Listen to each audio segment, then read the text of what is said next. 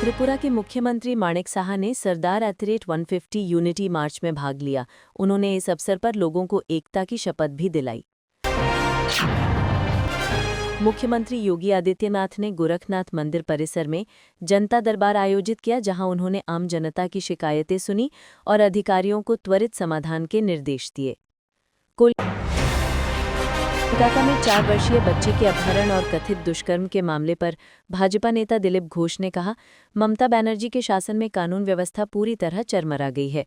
महिलाएं असुरक्षित हैं, चाहे वे 4 साल की हों या 70 की। सरकार सत्ता बचाने में व्यस्त है। भारत नेपाल सीमा वीरगंज रक्सौल पॉइंट पर वाहनों की आवाजाही रोक दी गई है।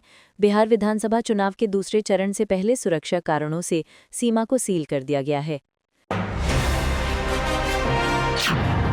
अमेरिकी राष्ट्रपति डोनाल्ड ट्रंप ने कहा, ऐसा लगता है कि सरकार शटडाउन समाप्त होने के करीब है। हम अवैध प्रवासियों या अपराधियों के लिए कोई धन नहीं देंगे। डेमोक्रेट्स को ये समझ आ गया है। बिहार चुनाव पर यूपी के मंत्री संजय निषाद ने कहा, बिहार की समृद्धि और एनडीए सरकार के गठन के लिए जनता को मतदान से अपने मुद्दों का समाधान करना चाहिए। जिस तरह उत्तर प्रदेश उत्तम प्रदेश बना, उसी तरह प्रधानमंत्री मोदी चाहते हैं कि बिहार भी उत्तम प्रदेश बने। उन्होंने ये भी कहा कि निषाद समाज आरक्षण के मुद्दे पर एनडीए के साथ है। विपक्ष ने हमेशा उन्हें धोखा दिया।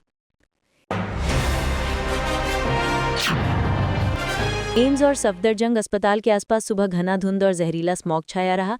सीपीसीबी के अनुसार क्षेत्र का AQI 236 पुअर श्रेणी में दर्ज किया गया।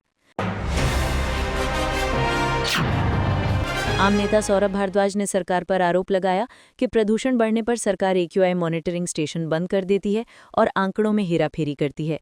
ये जनता के साथ खुला छल है। पंजाब विश्वविद्यालय के छात्रों ने सेनेट चुनावों की मांग को लेकर कैंपस में बड़े पैमाने पर प्रदर्शन किया। पुलिस बल तैनात है और प्रवेश केवल ID कार्ड से ही दिया जा रहा है।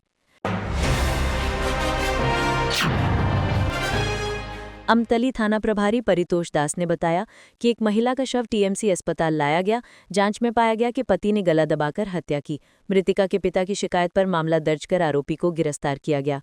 पूछताछ जारी है और कल अदालत में पेशी होगी। दलमंडी बाजार में सड़क चौड़ीकरण के लिए प्रशासन ने मकानों और दुकानों को खाली करने का निर्देश दिया। ACP अतुल रंजन त्रिपाठी ने बताया कि 13-14 दुकानों वाले एक मकान को गिराया जा रहा है। सभी कानूनी प्रक्रियाएं पूरी की गई हैं और बल की पर्याप्त तैनाती की गई है।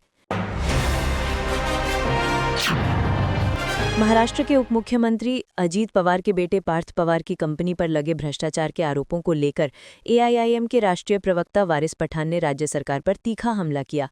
उन्होंने कहा कि अजीत पवार पर हजारों करोड़ के घोटाले के केस थे, लेकिन बीजेपी में शामिल होते ही सारे आरोप खत्म हो गए और वे उप मुख्यमंत्री बन गए। अब उनके बेटे पर कौन जांच करेगा? कोई जांच नहीं होगी, क्योंकि ये भ्रष्टाचार का उच्चतम स्तर है।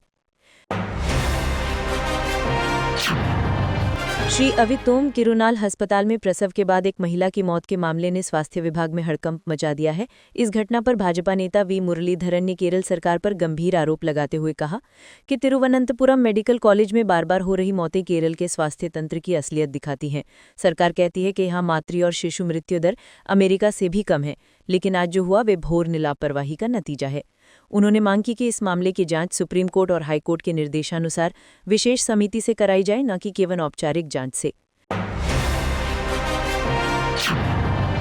भारतीय युवा कांग्रेस ने आज निर्वाचन आयोग ECI के बाहर विरोध प्रदर्शन किया। कार्यकर्ताओं ने वोट चोरी बंद करो के नारे लगाते हुए पोस्टर प्रदर्शन किया। युवा कांग्रेस ने आरोप लगाया कि हाल के चुनावों में बड़े पैमाने पर वोटिंग में धांधली की गई है और चुनाव आयोग इस पर मौन है।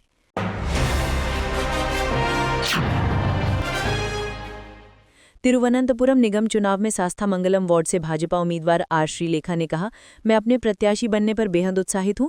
ये भ्रष्टाचार मुक्त तिरुवनंतपुरम की दिशा में पहला कदम होगा। हम मिलकर अधिकतम सीटें जीतने के लिए कार्य करें। छत्तीसगढ़ के मुख्यमंत्री विष्णुदेव साय ने कहा कि इस वर्ष देश के पहले उप प्रधानमंत्री और गृह मंत्री सरदार वल्लभभाई पटेल की 150वीं जयंती मनाई जा रही है।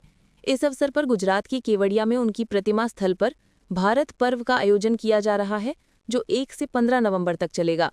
मुख्यमंत्री साय ने बताया कि वे स्वयं इस कार्यक्रम में शामिल होने जा रहे हैं। उन्होंने कहा, छत्तीसगढ़ का पवेलियन भी यहां लगाया गया है, जहां राज्य की ढोंकरा कला, हस्तनिर्मित वस्त्र और अन्य पारंपरिक वस्तुएं प्रदर्शित की जा रही हैं। साथ ही छत्तीसगढ़ का सांस्कृतिक कार्यक्रम भी प्रस्तुत होगा। इसके अलावा उन्होंने बताया कि कल अहमदाबाद में इन्वेस्टर्स कनेक्ट कार्यक्रम आयोजित किया जाएगा। इसमें राज्य सरकार अपनी नई निवेश नीति प्रस्तुत करेगी और निवेशकों को छत्तीसगढ़ में निवेश के लिए आमंत्रित करेगी।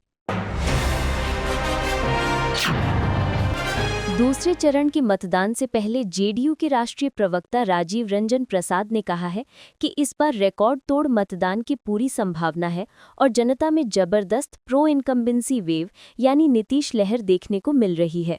उन्होंने कहा, हर जगह एनडीए का जादू चल रहा है।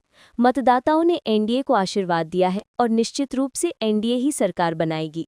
राजीव रंजन प्रसाद ने विशेष रूप से महिलाओं और युवाओं के समर्थन का उल्लेख करते हुए कहा, मुख्यमंत्री नीतीश कुमार ने महिलाओं के सशक्तिकरण के लिए जो रोड मैप तैयार किया था, उसने उनके जीवन में बड़ा बदलाव लाया है।